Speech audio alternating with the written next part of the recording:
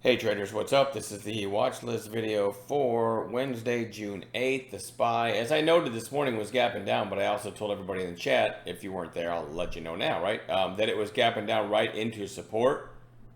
So we needed to kind of watch and see what happened there. For the last 3 days now, I would argue that I have absolutely sucked at finding stuff in time to call it and make the trade myself also. So I'm in a bit of a trading slump. I'll give you an example. EFOI. This is a great example. I had typed out into chat. It probably looked about like this, right? I had typed out into chat these exact words because it's in front of me. I took it from the chat room. EFOI topped at 175, and the next catalyst is 183, so only 8 cents away, right? Plus the 200-day is looming above, which can oftentimes act as a magnet. So I liked it back. Short answer here, or description here, is I liked it back through 175, knowing that the next catalyst was 8 cents above, and it might make a run at the 200-day. And so I typed it out, get ready to hit enter to send it in chat, and I saw out of the corner of my eye, whoosh, to the upside. And really, honestly, never looked back. Nice job by Kevin P. saying, hey, after we flagged for a bit, over 2 is interesting because we still haven't got to the 200-day. But I never got it. So that's a perfect example of something that I wrote it out. I loved it. I thought it was definitely A plus, right? Because you had a 3/4 inflection point, catalyst above on a daily chart that was pretty handsome, right? And the 200-day somewhere around 228 or something like that. So I loved the 175 break and completely missed it. So that's how my trading's been going lately. A bit aggravating. Just keep missing stuff. On a bright note, I'm not losing money. But overall, I feel like I'm just like a day late and a dollar short finding stuff just for the past few days, hoping to come out of that tomorrow. But there's a great example of an A-plus setup that I missed. One I did call today, Gtlb, was on our morning gap playlist, and I'll show you how it looks. There's the morning gap flagged for a bit. I'll switch to 2s to kind of show you the setup. So I typed out in chat, I think I said over 46. Interesting setup on a morning gap play, right? Hold number inflection point. There's the 46 break. And let me switch to 5s now. It ended up going all the way to almost 52. So that was a neat little trade. The stop was like 60 to 65 cents away, I think, which never did hit. But you still had to kind of sit through this pullback here if you took it. And it's, by the way, it's back on watch for tomorrow. But that was, a nice mover today in chat. AERC, this is the most aggravating thing to me. I think I lost 40 bucks in this. So it looked about like this, and I think I called it second mouth through 450. So the earlier high was 455. My thinking is shorts came in, especially after this break of the opening red 5-minute candle, and that failed, right? So now shorts are getting a little cocky, thinking, hey, longs are in trouble. AERC is gonna, fall for the rest of the day. Next thing you know, it's curling back up. So I loved it through 450, knowing that the high of day is a nickel above that, and yesterday's high is only like 30 cents above that. So there's the 450 break, and then I end up hitting out. And like I said, I hit out pretty quick because I didn't get the 455 break. Right, I got the half number break. And what happens when I take a half number inflection point on a recent high flyer that has a catalyst just above, in this case, the catalyst being high of day break at 455. So I get the half number break and I don't get the high of day break, I generally don't hang around, right? So I hit out pretty quick and then completely missed the second break, which ended up breaking yesterday's high and went nuts, right? And I had a couple pullback bids in the thing, but I never got filled. So it was just an aggravating day. By the way, I loved it.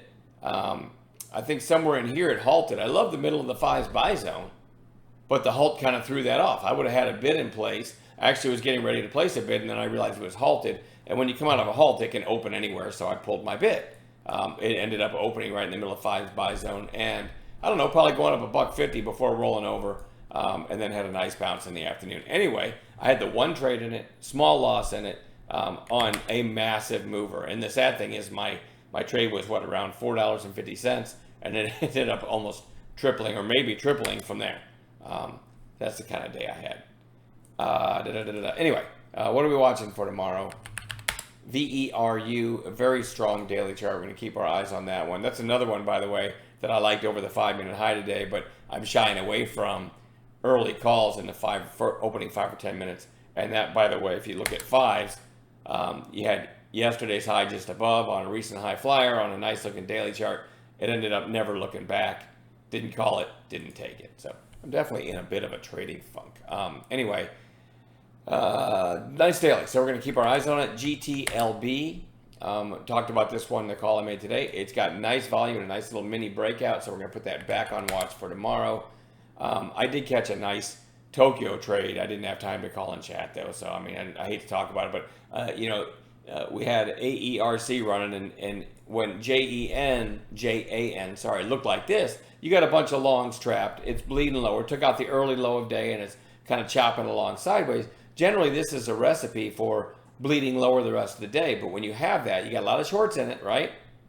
And then you get this big push. Shorts could be in trouble, right? So I ended up getting a Tokyo, actually got it under 4, and then it halted at 440. So I ended up having a decent day just because of that. But I never got to call it in chat. It happened so quick. And then it never really gave a setup after it came out of the halt 9, so what are you going to do? But I do think it's worth keeping on watch for tomorrow because it had massive volume. You had the gap up back here and it just got trashed. And then today had this nice pop. And after hours, I'm just checking real quick. It went out at 390, so no big deal in after hours. But it's low float enough and crazy enough that I do want to put it on a chart. All right, so I will.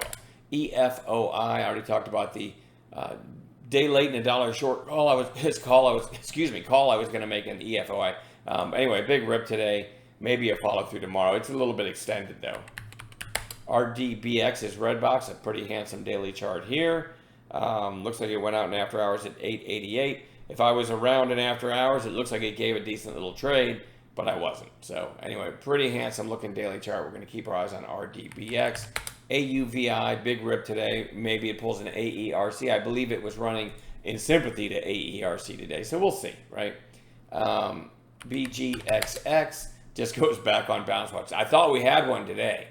In the afternoon, it started curling up. I thought we were going to get our afternoon high of day break, and then it kind of fizzled out. It was my top watch this afternoon.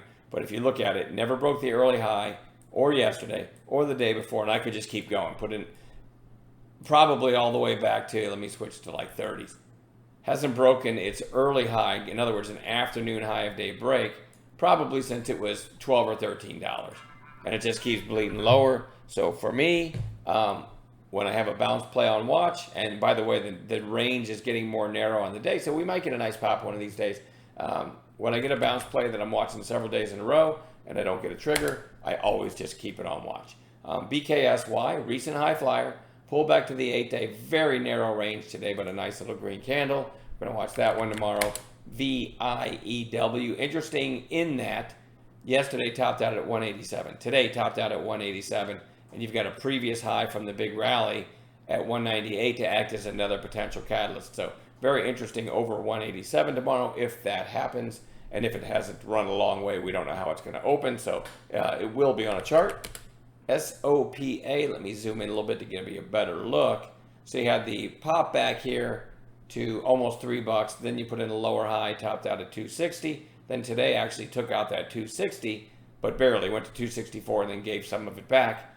It does seem to be trying to get some upside traction. So I'm going to have it on a chart. AMC seems to have found support, put in a nice green day.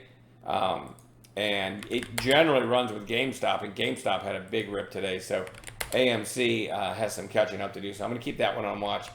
LEU, I put this on watch because it's a low float uranium play. Big volume for the stock. It's worth noting that that's still only 415,000 today, but CCJ got a big rip and big volume. So I just chose, I wanted to pick a uranium play, so I'm settling on LEU because it's low float.